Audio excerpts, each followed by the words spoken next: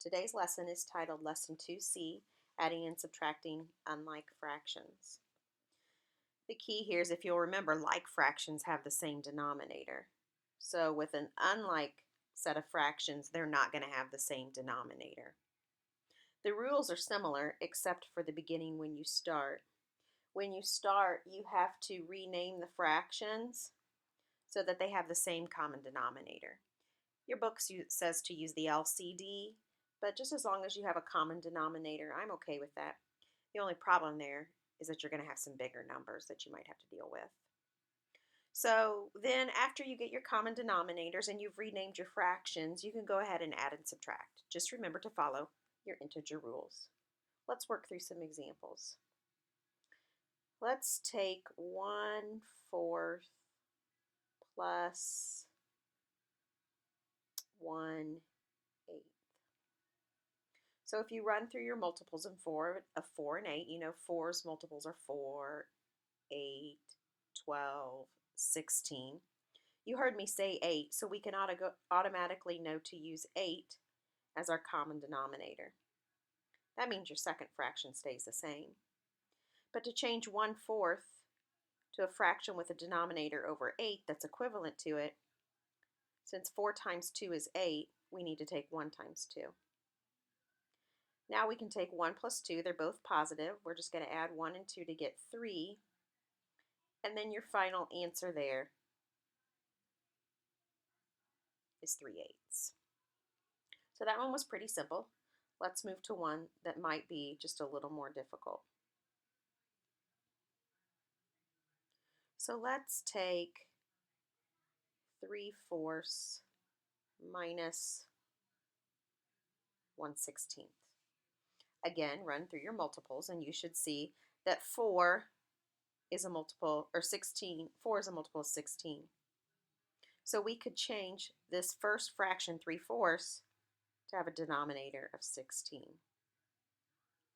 Multiply both your numerator and denominator by 4, giving you 12 minus 1/16. This time you subtract 12 and 1, 11/16. 11's odd and is not a factor of 16, so that's in simplest form as well.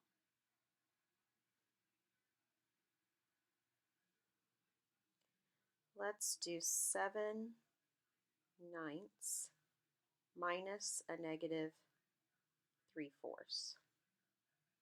We'll ignore the minus and negative for right now, but let's get our common denominator. So again, run through your multiples of 9 and 4. You should see that 36 is your LCD. So we know we're going to use 36. That means 9 times 4 and 7 times 4. Gives us 28 there.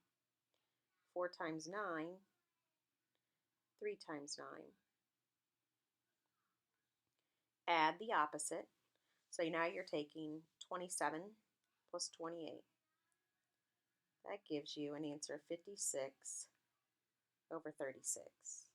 That fraction's improper because 56 is bigger than 36.